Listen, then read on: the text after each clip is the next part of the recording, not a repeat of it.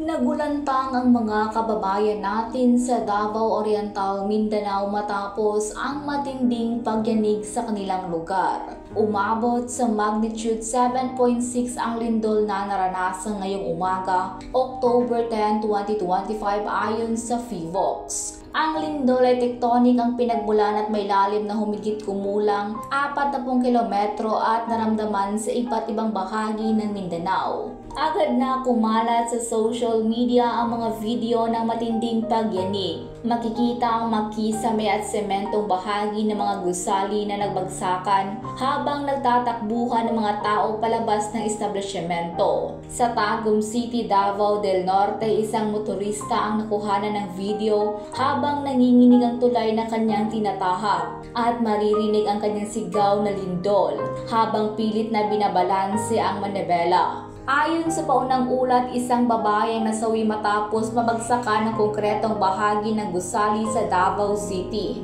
Patuloy pang inaalam ng mga otoridad ang kabuang bilang ng mga nasaktan at pinsalang iniwan ng malakas na lindol. Matapos ang pagyanig, naglabas naman ng tsunami alert ang PHIVOLCS para sa mga baybaying dagat ng Eastern Samar, Southern Leyte, Dinagat Islands, Surigao del Norte, Surigao del Sur at Davao Oriental. Posible umano ang minor tsunami waves na may taas ng 0.3 hanggang 1 kilometro. Kaya pinaalalahanan ng mga residente na lumayo sa dalampasigan at pumunta sa mas mataas na lugar. Samantala, tiniyak ng National Grid Corporation of the Philippines na natiling stable ang power transmission services sa Hilagang Silangang Mindanao sa kabila ng lakas ng lindol.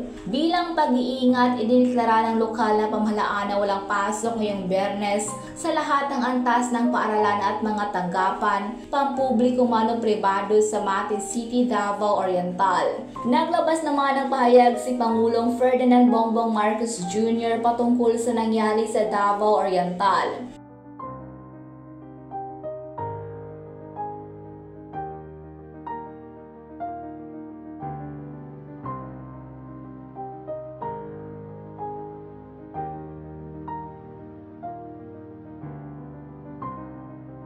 Ayon sa Pangulo, nakahanda na ang mga search, rescue at relief operations sa mga apektadong lugar upang matulungan ang mga apektadong mamamayan sa Davao Oriental. Nagpaabot naman ng panalangin ng mga netizens para sa ating mga kababayan sa Davao Oriental na naapektuhan ng malakas na lindol. Marami rin agad na nagpaabot ng tulong at suporta kabilang ang mga lokal na organisasyon at individual na nagboluntaryo upang tumulong sa mga nangangailangan.